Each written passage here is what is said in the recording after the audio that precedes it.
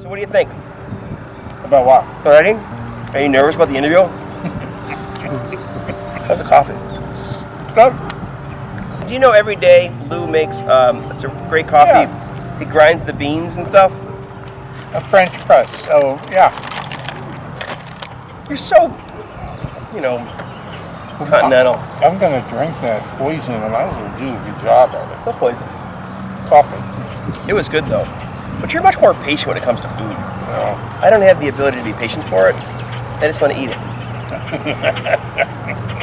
So I went upstairs, this was a couple days ago, after we went to see the tax. And I saw this gel, because I don't like my hair long. But honest to Pete, I feel like I'm an extra for Casino. What? I feel like I'm an extra for Casino, or Goodfellas. Oh. Because it slicks my hair back. Your hair slick back. I like the look. I'm not sure it's a good look. You don't like it? No? Well, it's just different. Yeah, it's different. It We'll see how it lasts. actually makes your hair look more red. Really? Redder, yeah. Huh. Yeah. Now, when you were growing up in the city, in the Hell's Kitchen, where'd you guys go for a haircut? You know, I don't remember. Really? Would your mom do it? It would have been a local. Really? Yeah, a local establishment. Well, I do remember, the one thing I remember about that barbershop is being there, I think it was 1957, which the two of you don't remember. And I walked in for a haircut, and I was pretending to be an adult because there were all adult men there. And how old were you? And so there was, it was fun to hang out with the old guys. My father let me go by myself. That's kind of how I feel now. It's fun to hang out with the old guy. But while I was there, something happened that just kind of stopped them all in their tracks, and I couldn't understand what it was at the moment.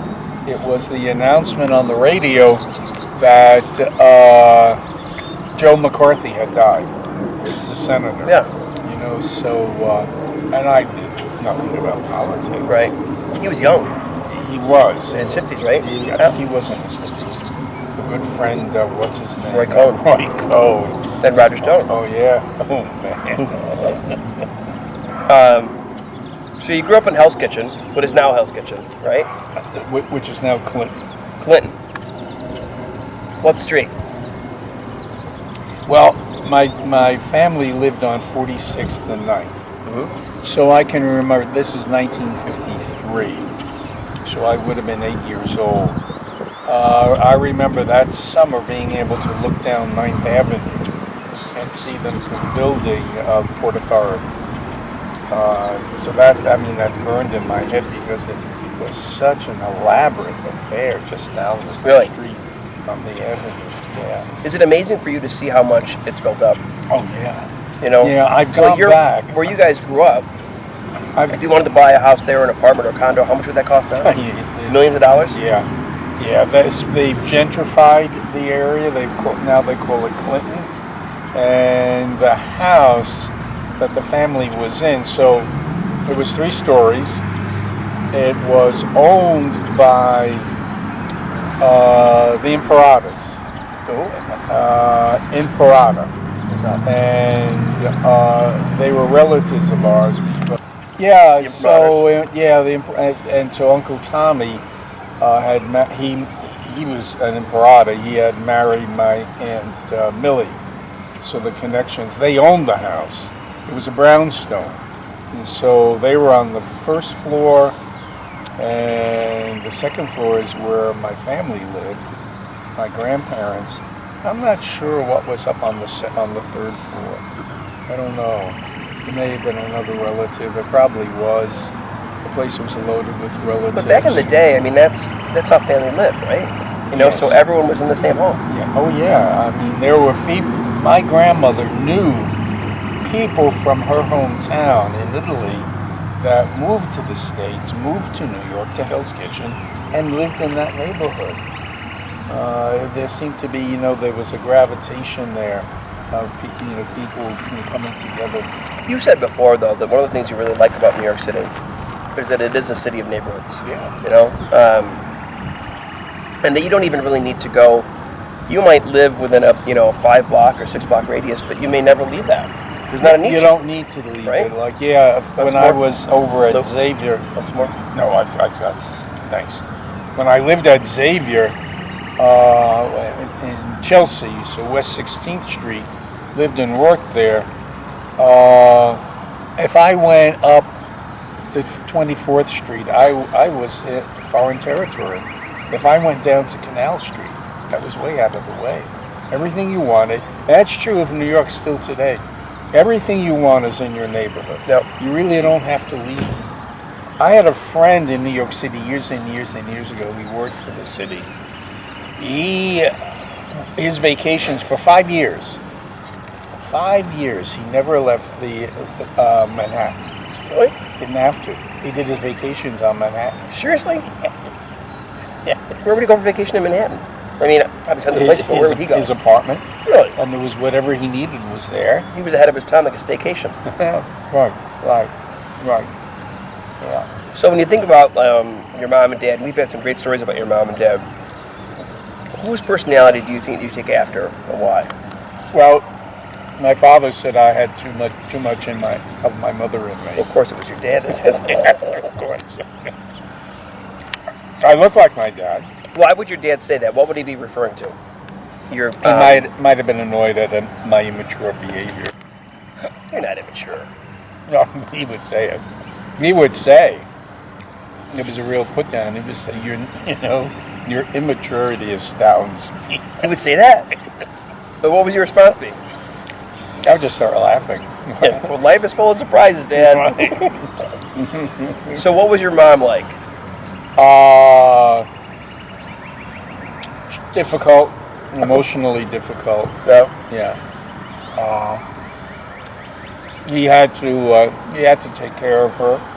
And she had this illusion of being independent. She really wasn't. She was just some psychiatric issues there, so that she had this terror about being alone. Yeah. She couldn't be alone, and would pressure all of us to stay, basically to babysit. Yeah. And unfortunately, I think the tragedy of her life was when my dad died.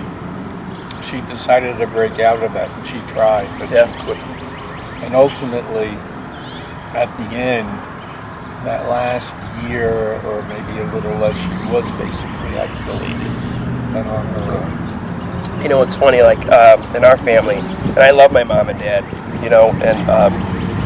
and my siblings, the extended family.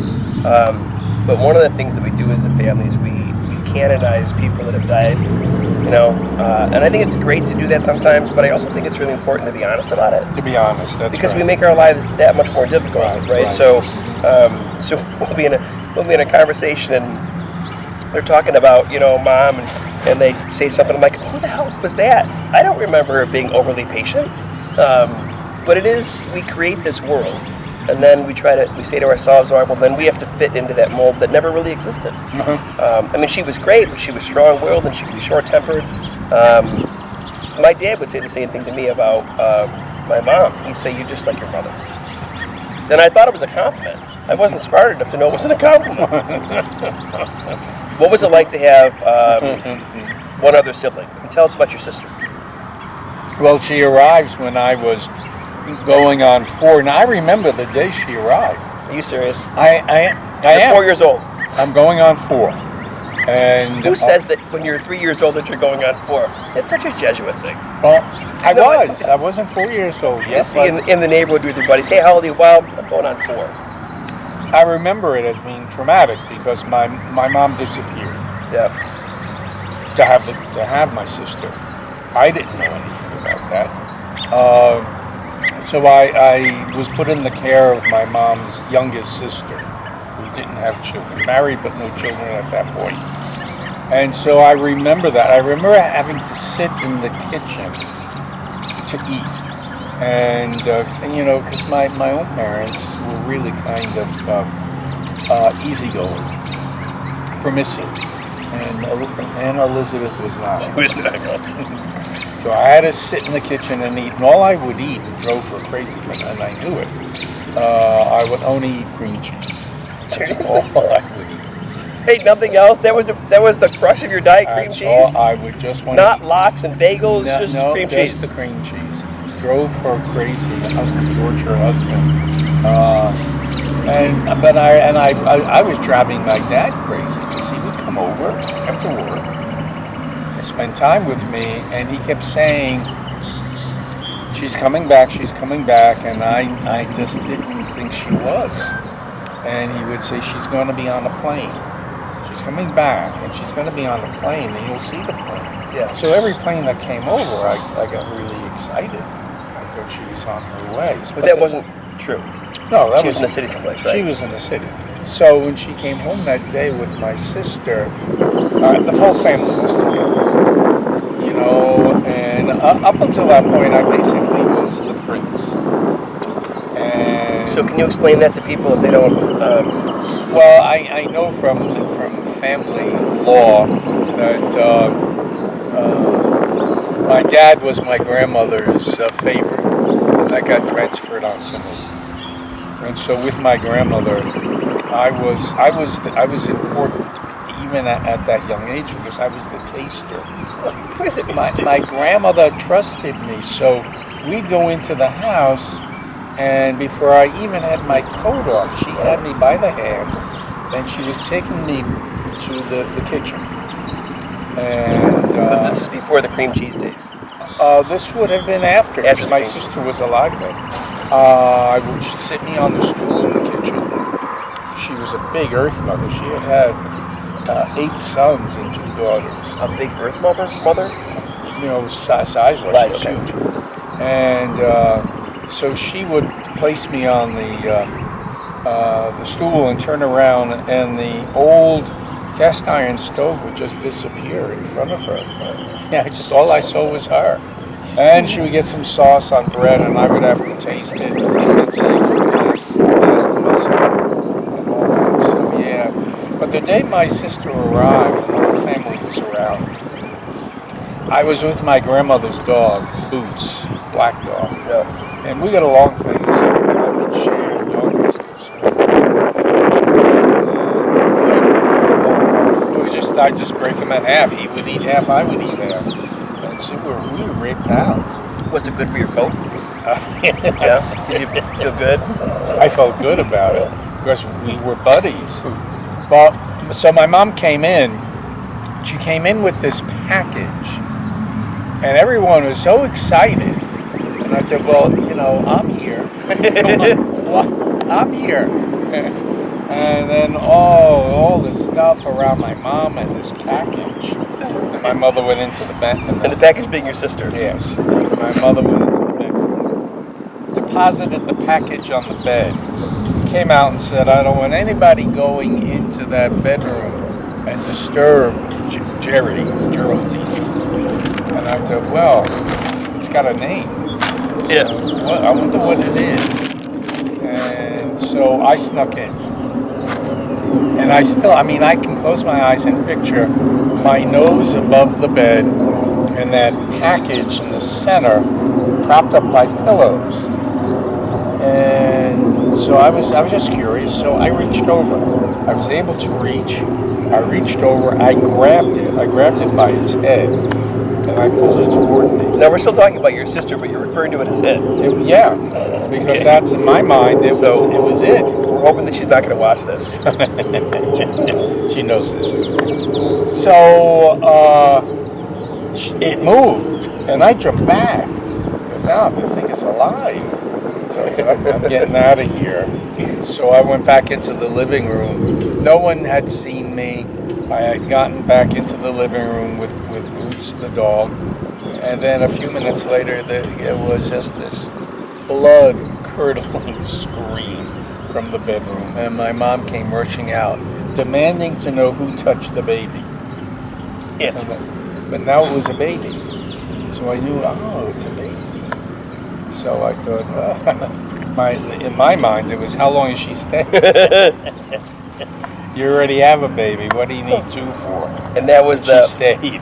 That's when the prince became an endangered species. Right. Yes, I became the caretaker for my sister. You know, there's that great, I think it's Bette Midler line. Because before we have siblings, we think that we're the only one. You know. So she's in an interview, and she says to the interviewer, she says, "Well, you know, enough about me talking about me. You talk about me. What do you think of me? You know?" Is that kind of how you were with your sister? It sounds like her. Yeah. Lou, when you were down in the city, you know, it was then that you kind of looked at the Jesuits. What drew you to them? What? What drew you to the Jesuits? Well, you know, I was drawn to religious life right out of high school. It was not a big deal. It was right in the middle of the Second Vatican Council, and you know the culture being turned upside down with Vietnam and the Civil Rights Movement. So I went on a leave of absence in '65. They told me to hook up with Jesuits in New York City and do the rest of my undergraduate work with them, which I did, with the expectation I would return after graduation to this religious order. But by the time we got there in 1967, my sense of it was, it's like buying a ticket on the Titanic and knowing what's going to happen on that voyage. I wanted no part of it. Well, nobody really knew, you know, what was on the threshold. You know, when we look at the church today, you know, and there's a lot of anxiety. But Vatican II, there was anxiety, but there was also a sense of hope. There was excitement and hope and a future that was a monumental change. Yeah. Right? So you use the word Titanic. It is like trying to change the course of an ocean liner. And some people greeted that with great joy, and other people greeted that with great trepidation. Right. Certainly my generation embraced it. You know, you see these guys now in their 70s who would be that Vatican II generation. So really, such a different profile to younger people today in ministry. So I actually, once I was done with undergraduate work and I was trained for church work, so I did it. And in the New York area, and you know, got my training in liturgy, sacramental theology, and I remember one dinner with Jesuits friends at the community off of Broadway on 98th Street, and it was a Friday evening, and so I was with these guys. I had worked with them, I knew them, they were friends. And they opened the conversation with the question about me joining the Jesuits, and I said no. I said thanks for the possibility and for the question, but you know, I've been that route already, and you know, I don't want to commit myself to a medieval lifestyle. So that stopped the conversation. So unpack that a little bit. What's that mean, a medieval lifestyle? Well, you know, I had broken into the culture of New York City, you know, and it was so exhilarating. You know, I was living a bachelor lifestyle. I had my own place in the city. And you're how old at the time? So that would have been, let's say, about 1970. So I would have been 26 or so, you know, and then that dinner 72, I would have been 28. When I began to think about religious life again, and that was after I had gone through the 70s, pretty successful with a lot of projects, and I knew that whatever I touched turned to gold.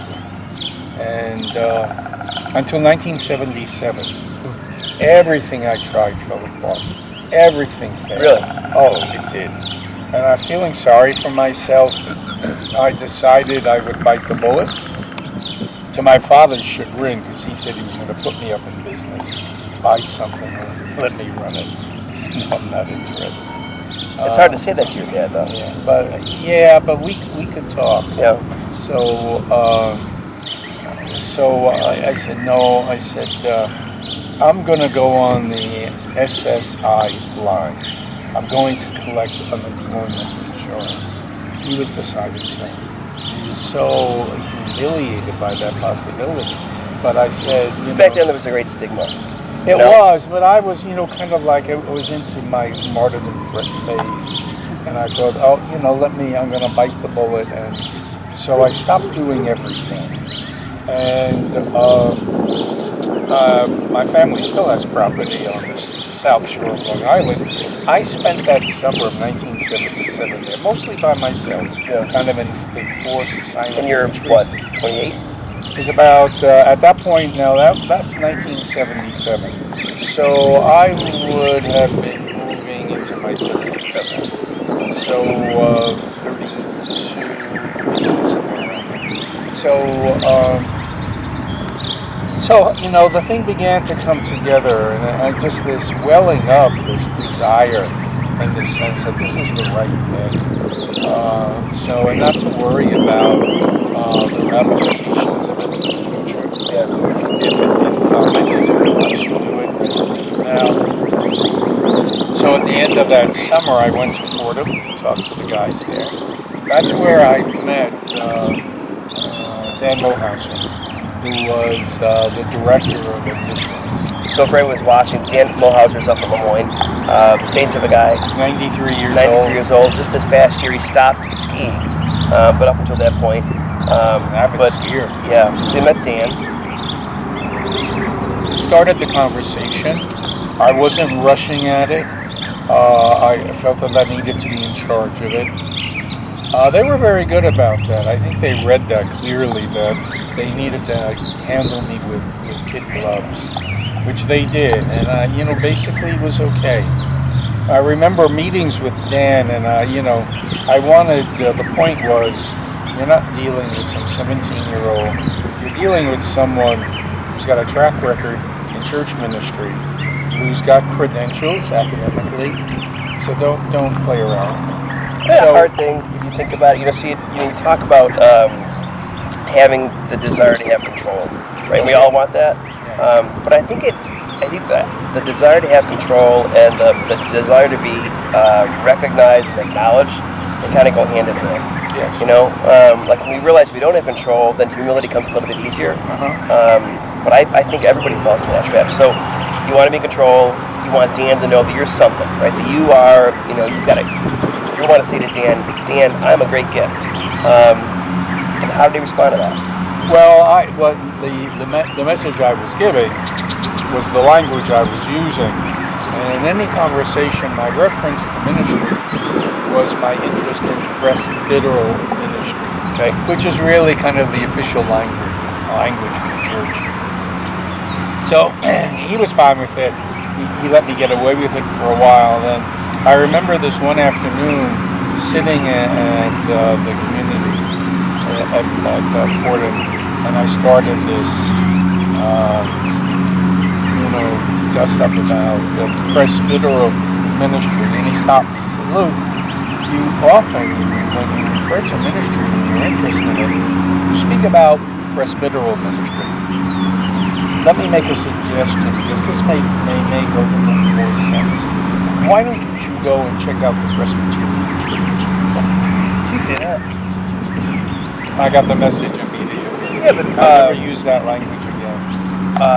But for him to have the patience, right? And my guess is that he probably was not always that direct. I don't know how he was with the others. Yeah.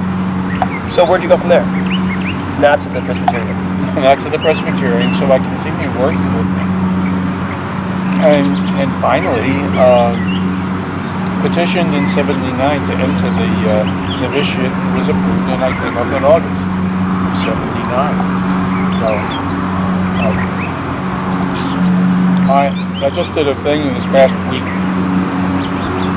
an interview with the guys at the novitiate. And so the question came up about my experiences in formation, and I said, when I entered, I was really full of myself. And rightly so, because I was young, I had a good track record with work, I seemed to be well received, I had the educational credentials, I'd done it all by myself, so, no dismay. But I said, what I learned was that I don't always know the best for myself, and I don't always make the right choices. And I said, I've learned that with kind of exchanges with our leadership, with provincials. For instance, we go through a series of steps, and so the novitiate is boot camp, and then on to, if you need, undergraduate work, and then on to ministry internship, and then on to graduate theology, and then on to a pastoral year. And so It's a lot of training. it is a lot of training. It will take about, in classical time, was 13 years. I got through in eight. Yeah, and I always assumed they wanted a payback to the investment, so before I retired. So Do you find it ironic, though, that you finished formation that was 13 years and 8 years, and yet your homilies were never that short? No? well, I got a lot to say.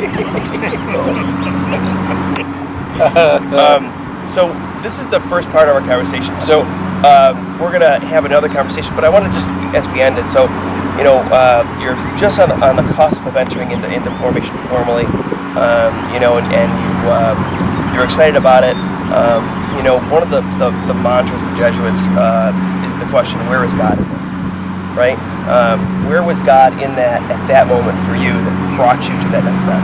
Right, it was always a question. The day I entered, which was August 18th, 1979, I had a good friend, Sister of Charity,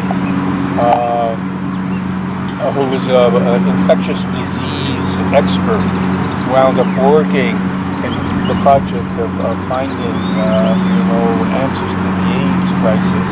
She has since died, but so the deal was you would go up there, you would be escorted by your parents. So I called the director of the mission. Again, I'm 30, almost 34, Yeah.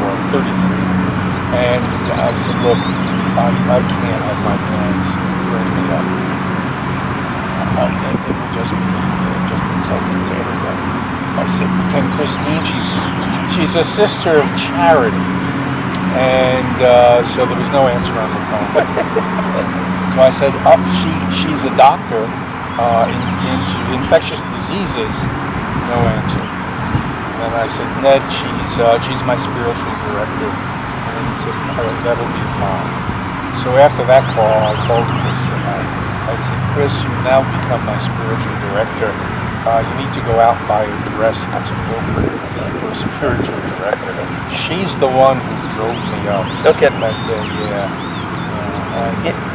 One of the great things about Jesuit ministry, and I think about yours specifically, is that you have the ability to be in contact with so many different types of people.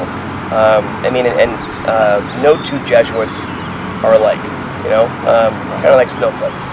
No two snowflakes are alike. Right. But no two Jesuits are alike, and you can go anywhere. Right? You can go anywhere and do anything. It's striking, right?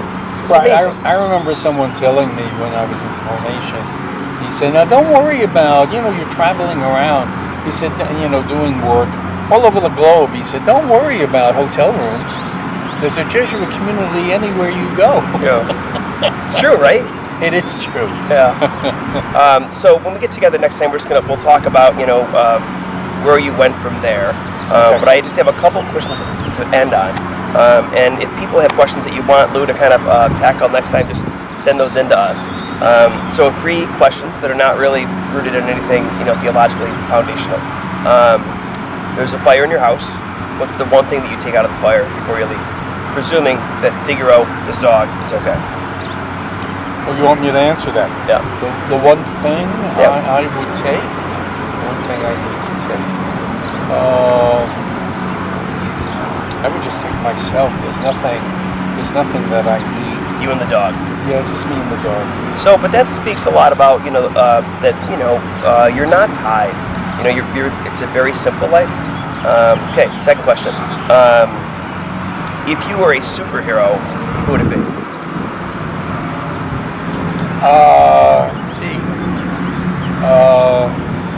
Maybe Batman, because I like the outfit, the black cape. So we're presuming that there's no black cape in that house right now. No, so you there wouldn't isn't. take it. There isn't. And then this question came in last 2 days ago. Is it difficult for you to work with somebody like myself who's genuinely, funny and good looking and articulate? What's that like? It's a delight. So in all honesty, though, I got to tell you. So we've been here at St. Augustine and St. Mary's for 3 years, and I would have never anticipated it would unfold like it did. I'm really grateful for your friendship and for your ministry, and for people that are watching. Lou's so patient with me. We watched a movie 2 weeks ago that was called The Invisible Man, and I had to stop a half an hour in because it was terrifying. And so he was very patient, but also one of the things that I really find remarkable about you is that you do go with the flow. You just have a great sense that there are things that are not monumental that need to bring us, to a place of separation and anxiety. That's a gift. Thank you. Well, I've paid my dues, so yeah. But you're naturally kind. You have this great sense of equity, and you're always looking for those people that are not that are on the margins that need to be included. Yeah. Well, I think that's part of the profile of the Jesuits. Yeah, but that's you too. I mean, I think you enhance the profile because that's who you are. Yeah. But I think that's part of the gospel mandate, being focused in on those who live on the margins, the impoverished, those who have doors shut on them. So yeah. So on that note, we're going to get together again, and we're going to talk about Lou's ministry and how we all have a kind of a challenge and a charge to make sure that everyone's included, even those that are on the periphery and the margins. And from now until that time, we thank you for being here. If you want any questions, please send those in, and we'll ask Lou those questions, and we'll go from there. Any final words? Yeah. This has been good. Thanks for the muffin and the coffee. You brought us. It was kind of like what do you call it? I don't know where you're going with it. Be careful. It was a bribe. It was a bribe. Well, I'm not a bribe. Yeah. Lou and the sisters always. I always kind of try out new things that I might be cooking with Lou and the sisters. And Lou has never said that anything that I have is bad. He's just been less effusive. Well, you haven't. I think you've made. I have found most of it good. What a nice guy. Oh, I think you do a good job of cooking. So, do you want to tell anybody about Figaro before we go? He's sleeping right now. He's in 7th heaven because he has me around 24/7. I mean, he's gonna be shocked when things lift up again. But he's almost 16. The catchword for Pomeranians, which he is self-absorbed little tyrants, and that's exactly what he is. So when I go over to Lou's house and I bring Bruno, Figaro knows that he can bully me, so he barks at me and tries to nip, not bad. But when Bruno comes over, he flies past both Lou and Figaro and goes right to the dog dish. And in like one fell swoop, he eats everything. Including the good news is when Bruno comes to the house, I don't have to worry about vacuuming the rug in the living room. He just cleans it completely. And the rule is we don't say anything about gaining weight with Bruno. We just say that he's beautiful just like he is. We all get bigger hips when we get old. It's not a big deal. So thanks, Lou. Thanks, Meg. Thank you. Thanks, Meg.